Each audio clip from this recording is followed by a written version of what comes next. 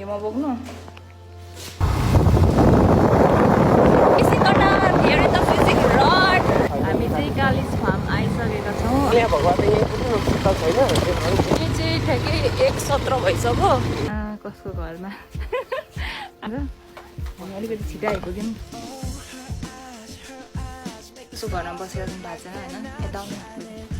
हामी कसको घरमा बसेको थाहा छैन दाइ आमा हतार हतार कुदेर जानुभयो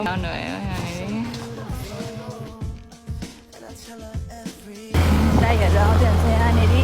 हेलो गाइस यो चाहिँ मेरो सेकेन्ड टाइम हो फिसिङको लागि अगाडि पनि आएको थियो अन्जल दादासँग सुवास दाइसँग हामीले मलाई नलीको नाम हो त्यो सानो सानोमा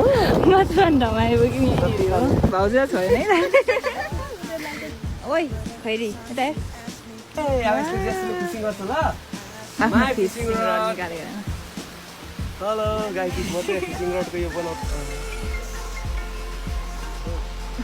के अर्काउनु माछा होइन आफैले पार्न हान्नु क्या म के ल्याउनु भएको छ खानामा होइन देखाउँछु ल हामीले खाँदैन नि फेरि माथि बल बिस्कुट फ्रुटी अर्ग्यानिक बनाउन लिएर आएको छौँ यहाँको हेर्नु त अब यो अर्ग्यानिक कोला खान्छौँ कत्रो माछाले खान्छ त यो चाहिँ यो भनेको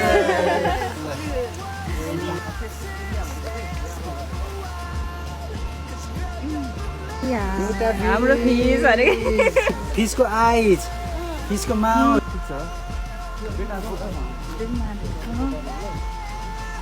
चार पाँचवटा भएर माछा झुक्यो कि म त चारो खाइदिन्छ मात्रै जस्तो हौ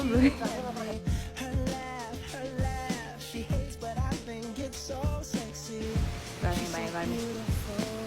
मलाई फिसिङ रड ल्याइदिनु त्यहाँबाट जस्तो भाउजू मिलेर गएन भने माछा ल हाम्रो फर्स्ट माछा मेरो फिस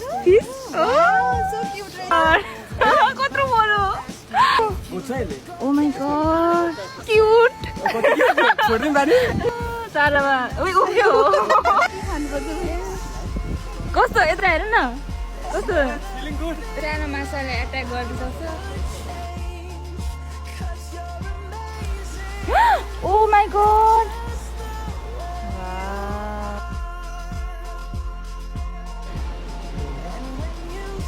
दादा मेरो हातमा चाहिँ यहाँ माछा छ ठुलै छ त त्यसकै बच्चा ए माछा धेरै भइसक्यो नि त हाम्रो बाई बाई जसो आजलाई चाहिँ यति नै हो ल नाइस ल योसँग त कति फोर खोल्छु होइन पेट भिडियो चाहिँ नभन्नु अर्कै छ नि फिसिङ सक्यो होइन अब यति चाहिँ हामी फ्रीमा बाँड्दैछौँ ठुलो होला हो सानो सानो